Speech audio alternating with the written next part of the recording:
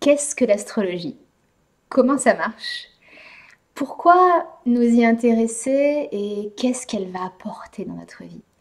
Dans cette vidéo, je voudrais vraiment poser les bases de connaissances sur comment ça fonctionne l'astrologie, qu'est-ce qu'on peut y attendre, pourquoi ça peut être un outil extrêmement efficace pour nous guider dans notre vie. Celle qui ne me connaît pas, je suis Vanina Grison et j'aide les femmes à s'épanouir et à vivre leur plein potentiel en se reconnectant à leur essence féminine. Bienvenue sur la chaîne Yoga and the Moon, la plateforme de bien-être au féminin. Alors, qu'est-ce que c'est que l'astrologie? De tout temps, les êtres humains ont regardé le ciel pour mieux comprendre le monde. Et ils regardaient le ciel pour trouver leur chemin vraiment dans l'espace, comment je me repère dans l'espace. On regardait le ciel pour mesurer le temps qui passe. Aussi pour prédire l'avenir, savoir si les récoltes allaient être bonnes, s'il fallait mettre de la nourriture de côté. On utilisait le ciel aussi pour se soigner. Ce qu'on sait assez peu, c'est qu'à l'Antiquité, tous les médecins étaient astrologues, c'est-à-dire que les deux disciplines étaient complètement liées, parce qu'on pensait qu'un traitement ne pouvait pas être efficace s'il n'était pas adapté à la nature et au tempérament de chaque personne. Donc tous les médecins étaient astrologues. On s'en servait de l'astrologie pour se soigner et être en bonne santé. On s'en servait et continue à s'en servir pour mieux appréhender notre mission de vie. Qu'est-ce que je fais là? Pourquoi je suis sur cette terre? Qu'est-ce que j'ai à faire? Est-ce que je fais le bon métier? Est-ce que je suis à ma place? Mais aussi pour mieux se comprendre. Pourquoi je fais ça? Pourquoi je suis comme ça? Pourquoi ça c'est difficile? Pourquoi ça c'est facile? Donc mieux se connaître et se comprendre. Et les planètes, elles ont toutes ces influences sur nous. L'influence la plus marquante et visible qu'on a, c'est celle de la Lune, avec les grands mouvements des marées qu'on voit opérer sous nos yeux, et ça a une certaine magie quand on y pense vraiment. Et une des explications scientifiques, et tous les scientifiques ne sont pas d'accord, mais certains émettent cette hypothèse, c'est que chaque planète émet un champ électromagnétique unique. Et ce champ électromagnétique, il va nous impacter, nous. Et c'est là que tous les scientifiques ne sont pas d'accord. Il y en a qui disent, mais c'est trop infime, c'est trop petit pour qu'on le ressente. Et ça me fait toujours penser au débat sur l'homéopathie, mais il n'y a quasiment rien, c'est trop faiblement concentré pour que ça ait un effet. Et donc vous ferez votre propre vérité autour de ça.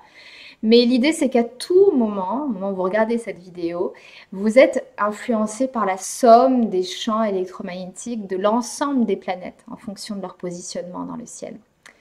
Et ce qui est intéressant, c'est qu'en astrologie, on dit que plus une planète est éloignée de nous, plus elle est lente dans son déplacement et du coup, plus elle va nous influencer parce que son influence, elle va être durable. Elle n'est pas fugace comme celle de la Lune. La Lune, c'est des humeurs. Elle va nous donner des humeurs. Les planètes lointaines, elles sont dans des signes pendant des années. Donc l'influence s'imprime en nous. Alors pourquoi? Pourquoi c'est quoi ce thème astral? Pourquoi il nous apprend autant de choses sur nous? Donc quand on est dans le ventre de sa maman, on est un peu comme en apesanteur. On flotte dans l'eau. Et au moment de la naissance, on va sortir du ventre de notre maman et on va imprimer l'empreinte énergétique, l'empreinte électromagnétique des planètes au moment de notre naissance. Et ça veut dire que chacun d'entre nous va avoir une empreinte énergétique unique.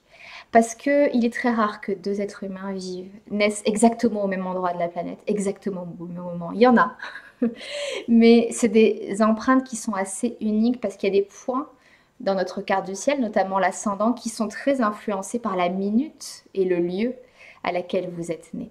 Donc à 1 heure près, vous pouvez avoir un ascendant qui est différent. Donc on est tous avec cette empreinte unique, cette empreinte énergétique. Et pour l'expliquer, j'aime bien dire que c'est comme si on naissait avec une palette de couleurs. Cette empreinte énergétique, elle nous donne notre palette. Et avec cette palette, on va peindre, on va dessiner l'histoire de notre vie. Et je dis pas que ça nous détermine, parce que cette palette de couleurs, on va en faire ce qu'on en veut. On peut choisir de peindre en tout petit, de peindre des grandes fresques murales. On peut choisir de peindre en aquarelle, de peindre au couteau et très épais. Donc on a notre libre arbitre. On ne naît pas, en tout cas c'est ma perception de l'astrologie, on ne naît pas avec cette histoire qui est écrite pour nous. On est avec nos couleurs. Et comment on va peindre l'histoire de notre vie avec les couleurs qu'on a. Et on peut essayer d'incarner des couleurs qui ne sont pas dans notre palette de naissance. Mais ça va nous demander de mélanger tout un tas de couleurs qui sont déjà là, de faire peut-être plusieurs couches. Alors qu'il y a des couleurs qui sont là et on a juste à les prendre. Et donc c'est tout ce qui est facile d'un côté dans notre vie et tout ce qui est plus difficile, moins accessible. Donc oui, on a notre libre arbitre, en tout cas dans la manière dont moi je pratique l'astrologie, parce que vous êtes la seule personne qui sait, et aucun astrologue, et je m'inclus là-dedans, ne va pouvoir vous décrypter exactement votre vie, ce que vous vivez, comment vous le ressentez. Parce que vous seul avez la connaissance de comment toutes ces couleurs vivent ensemble, comment toutes ces énergies vont s'exprimer ensemble. Donc, qu'est-ce qu'on regarde dans une carte du ciel?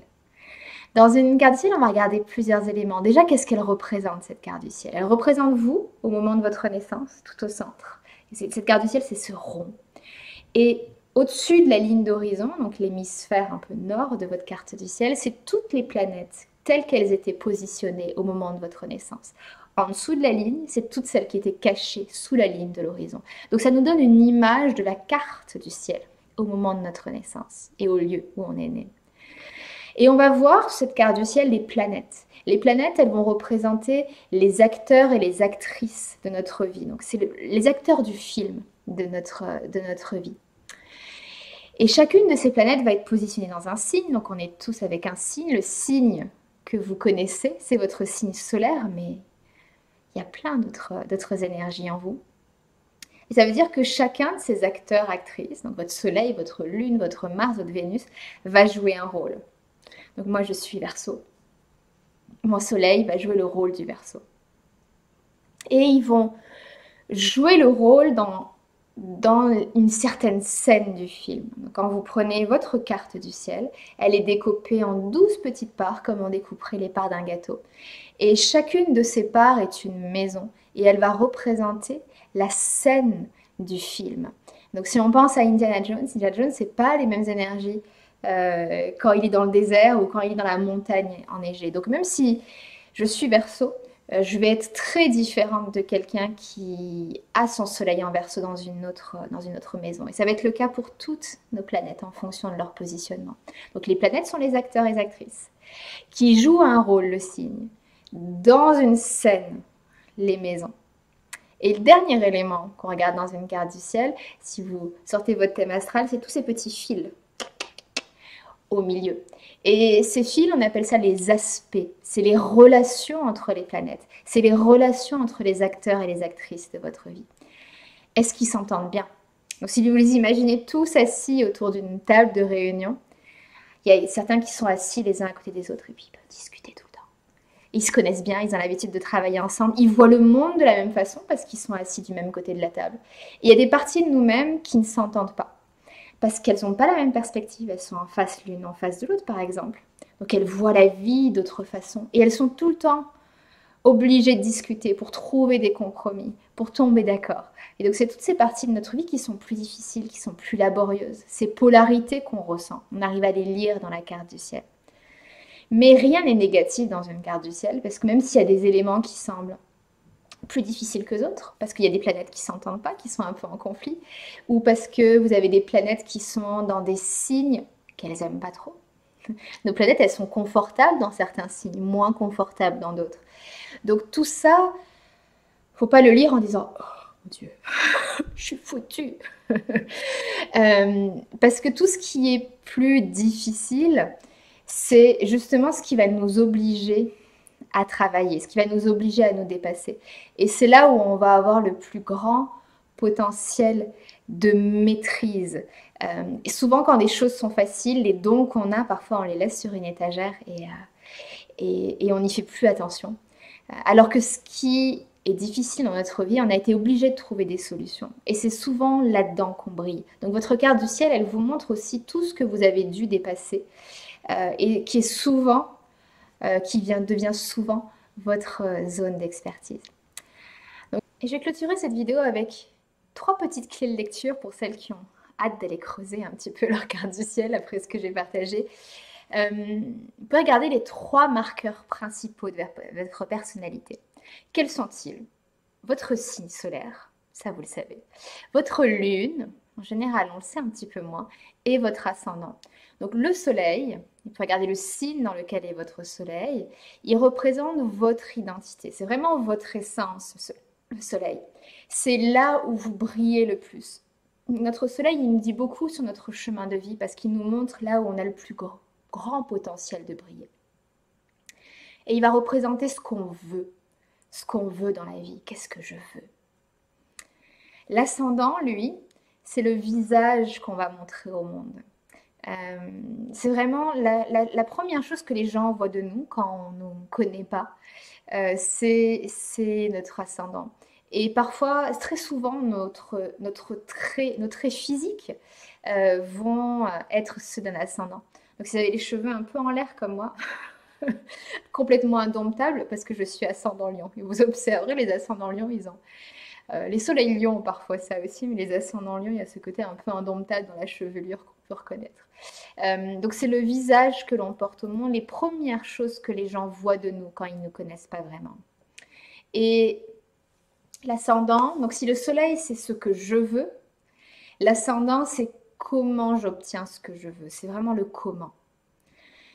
Et la lune, ma préférée bien sûr, vous en douterez.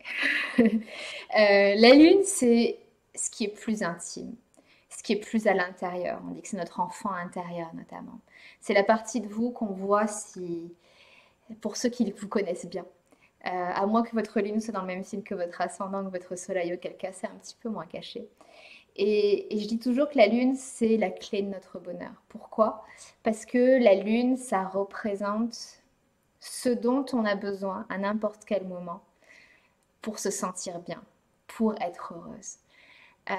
Donc la lune, je dis aussi que c'est notre non négociable. Quand on a compris sa lune, c'est des choses sur lesquelles on ne transige pas. Parce que si on arrête de nourrir notre lune, c'est comme si on arrêtait de se nourrir. Il y a une partie de nous qui meurt avec. Et quand on comprend sa lune, on sait exactement ce dont on a besoin à tout moment pour aller bien. Donc c'est la clé de notre bien-être.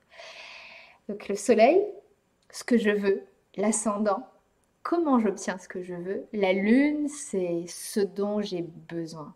Donc c'est essentiel de comprendre ce dont on a besoin.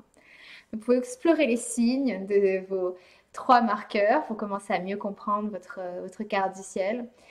Celles qui auront envie d'aller plonger un petit peu plus en profondeur dans leur thème astral, allez consulter un astrologue si vous l'avez encore jamais fait.